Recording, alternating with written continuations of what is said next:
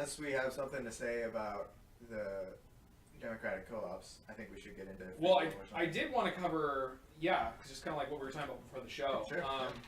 But yeah, that was a really interesting discussion with Chris, Definitely. and we were kind of talking about how I definitely got a little flustered with how he was being pretty aggressive in the beginning there. Before I was able to get my piece out, but we ended up having a really good conversation. One of the points like I was saying earlier, I really appreciated his kind of concern about the idea of changing an economic system. Definitely. And we were talking about, whether it was the industrialization or feudalism to capitalism or communism. But then the points we were talking about earlier was that, that's also something that happens within the economic system we have, whether it's, AI revolution like we're talking about now that's going to radically change the world, or the way cars have changed our society, or the way that the tech boom has changed society. And that has huge cultural ripple effects, like the way the family has changed now that you can't live off of a one-income household. Definitely. And that, especially as we're approaching these radical technological changes, the idea of radically changing our economic system becomes far less far-fetched in my mind, and even necessary. But does it have to be radically changing? Or can we slowly push it towards... Isn't it more realistic to slowly change our economy? That's more of a democratic... Well, what we were talking about, just having incentives for companies to switch to democratically owned... Yeah, I agree with that. And I'm in favor of any and all, incremental movement towards that. I think that's a positive thing. I mean, one of the things that, does bum me out so much about, the economy right now is that I see it as though, we're talking about this idea of, the utopian and having, goals. That, in my mind, is just, a set of goals that we're aiming towards. Yeah. And, it seems as though there's, a scientific, hesitation to analyze the economy and seeing whether or not it's actually leading towards those goals that we Well, I think that's establish. A very tricky area, because, watching Joe Rogan a lot lately, when he has all these different scientists on, one of the core themes that they talk about is how politicized science actually is. Mm-hmm. Because there's a lot of ramifications in terms of how you get your funding. Yep. And if what you're wanting to look into is too controversial, Totally. or you're gonna get on your senator's nerves about it, they're gonna start getting phone calls. Why did this scientist get funding to do this study? There was a sex researcher on, and he couldn't even get into studying non-monogamous forms of relationships in the kind of way he wanted to at his university because of the controversy. And so there's controversy on that.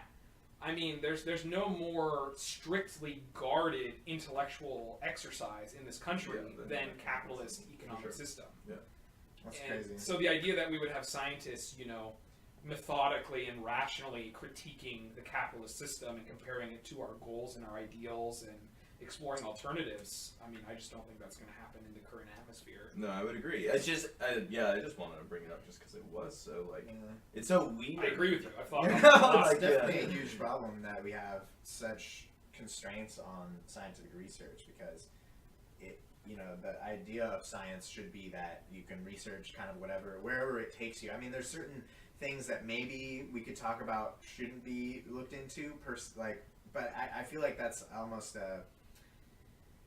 it's kind of like trying to put a pin around a child to keep them from hurting stuff. It's like, if we're responsible about it, we should be able to look into anything and learn about it and use that to better the society. And that's one of the frustrating things for me. Just an example of stuff that's not able to be researched is drugs. We have very little research on marijuana or LSD or ecstasy, or MDMA rather, and psilocybin, and those are all drugs that have way fewer negative side effects than alcohol, and oftentimes huge mental health, incredible mental health potential, and, potential to treat mental illness, and so it's just ridiculous that we can't research those. I know. And meth is considered a Schedule 4 substance, and marijuana. Schedule 1. Or sorry, Schedule 2. I meant. Oh. Meth is Schedule 2, and marijuana and MDMA and I think LSD are all Schedule 1. And no one in the culture is not just by common sense aware that meth is the worst of them all. Like, we all know that. Yeah. We all know it's not a big deal. Right? So why is our legal system... Yeah, I mean, I talk about intellectual dishonesty. That's like, you know, grade A intellectual dishonesty. Well, and again, it gets into political issues. I mean, you know, you had that former member of the Nixon administration come out when he got out of prison and say, you know, after Vietnam, we had to target our political enemies in the culture with this whole, you know, counterculture revolution. And so we took the drugs that were associated with our two enemies, which was the black community politically organizing and anti-war leftists, and they took the two drugs associated with those two groups and they just went to war on them in the culture. And then he said, and by that means we were able to spy on them, disrupt their communities, break up their organizing. Oh my God. So yeah, I also saw That's psilocybin Schedule 1, which is insane. yeah, it's crazy. It's ridiculous. And so anyway, the fact that science is so politicized, I think, is a huge problem, because that's a really good example in my mind of an area that should be heavily researched and is not getting hardly any research because no one can get funding for it. Well, you wonder, it's like, I guess for me it's always complicated too, because like you want to have this idea, a lot of people like to think about capitalism as being this like free entity, where it's like it's a system that was put in place that is used to like organize resources based on this kind of democratic voting, that you go to like a store and you get a pay, you know. Call that a huge misrepresentation. But... Right. But would that not be like the common mythology? Right. Of, like, yeah, that's the the myth system? of it, yeah. So, and I guess it's like, it's confusing. Like, I get that, and then you saying, okay, well, science should also be something that is, like, constrained by that, because there's so many things we could research, so shouldn't we research the things that most people want? Right. That would be, like, the idea, and then, like, now it's contained within that capitalistic sphere, and then we can funnel in resources towards more research.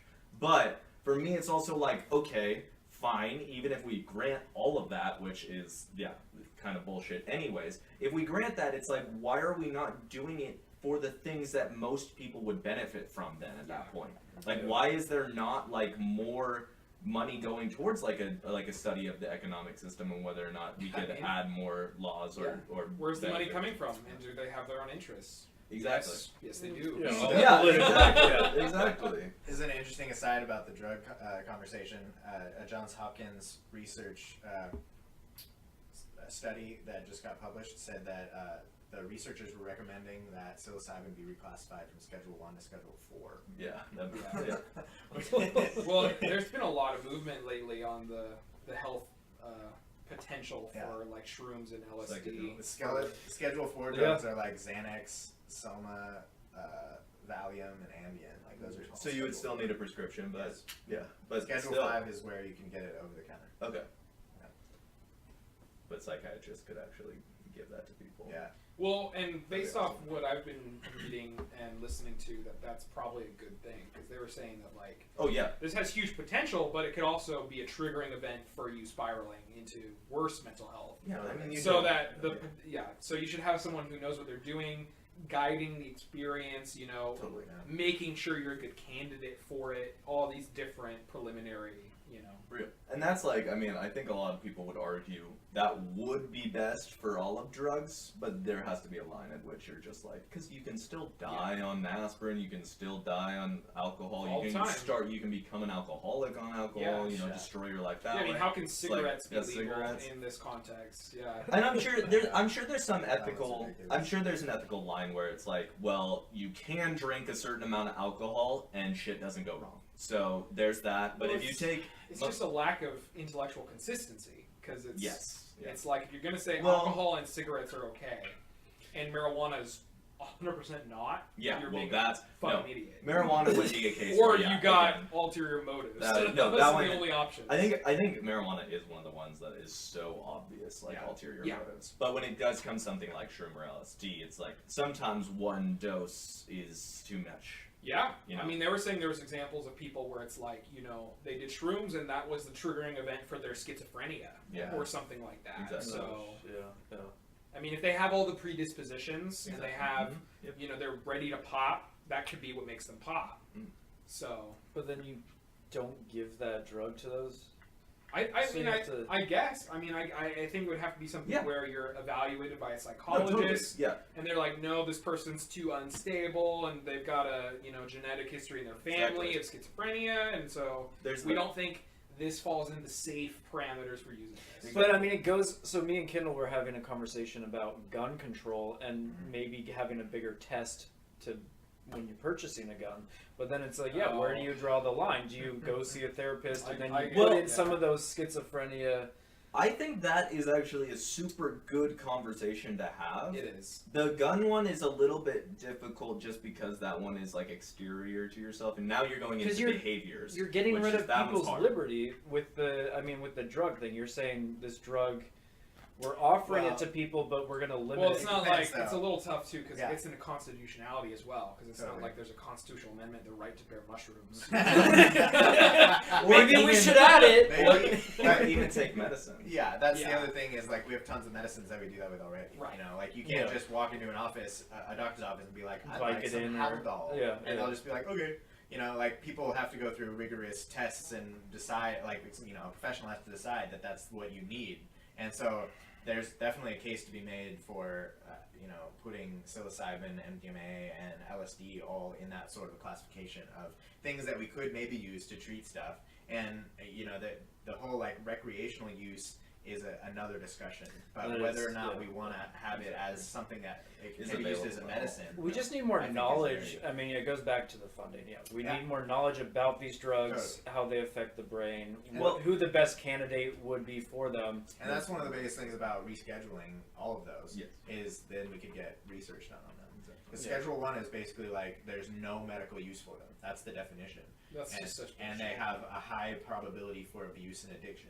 So that's what Schedule 1 means. And so it's clearly just wrong. Like we know that. Well, by that definition, alcohol should be Schedule 1 for sure. Yeah. Well, it is like it does actually have some medical use in terms of like a drink a day has been proven to increase your health. Right, but certainly no more than something like shrooms. No, definitely not. That's got huge potential. You could definitely make a case for alcohol being Schedule 2. I think. Yeah, that would be easy. Yeah.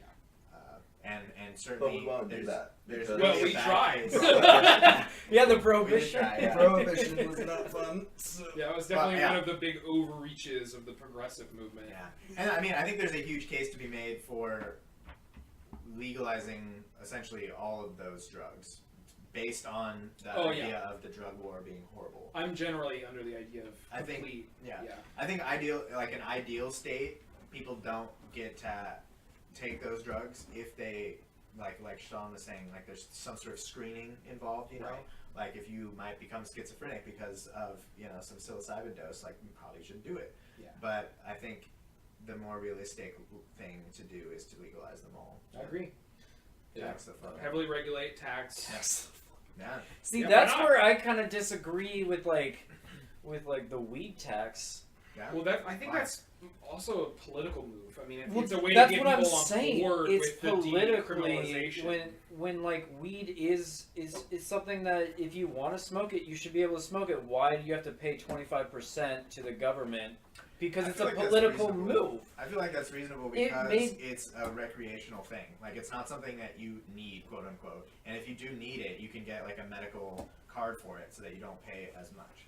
And so at that point, it's like, why should we not have luxury taxes? I think that's a reasonable thing to do, especially since there are some negative health benefits. But then we should have that on potato chips and soda. We should. I totally agree. There should be a sugar tax. That is like 100%. That one's been argued for sure, and I think so too. Because I mean, they drew the line way up there for weed, but then I mean, if you're using that logic, it's not across the board. Yeah, it's important for us to kind of like go through that. There is a cigarette tax, though. I mean, it's in the same vein. I do agree with the idea of sin taxes or luxury taxes. Yeah, I agree. What level they should be at should be argued. Yeah. I think the weed one's probably higher than it needs to be, maybe, but I also think that was an important step in legalizing it because it was a way to get like the police departments to stop fighting it, things like that, where you put a bunch of money towards the police departments and say, hey, stop it.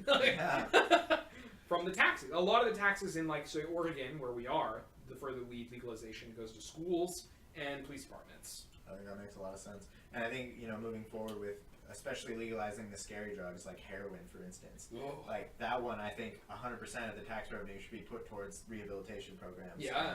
And, dealing with the underlying problems that lead people to using it. Exactly, and the fallout from when people do. Yeah. I think those are, like, it makes a ton of sense to put as much revenue towards that as possible. Yeah. So, I mean, is that for, like, the wheat tax, is that just going to is that actually directed towards anything? Or is that 25% just going back into the state and they get to use it on roads or whatever? I don't know what it's doing, if it's changed, but I do remember looking into it when they passed the law, and a huge percentage of it was going towards schools and criminal justice. So that was a way to say, look, we're funding our education more, and simultaneously we are placating the law enforcement community with a bribe, essentially. Which, I mean, there's definitely ulterior motives there with law enforcement as well, because I mean they get a lot of their resources in being able to go after these drug offenders. I mean, whether it's like drug task force or various shit.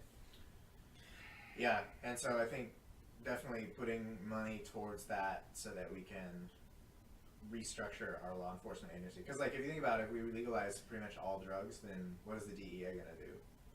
I mean, they could go after. There'd probably still be illegal trafficking of some of those drugs, but after a while, well, law enforcement in general would suffer a hemorrhage in terms of its funding and its scope.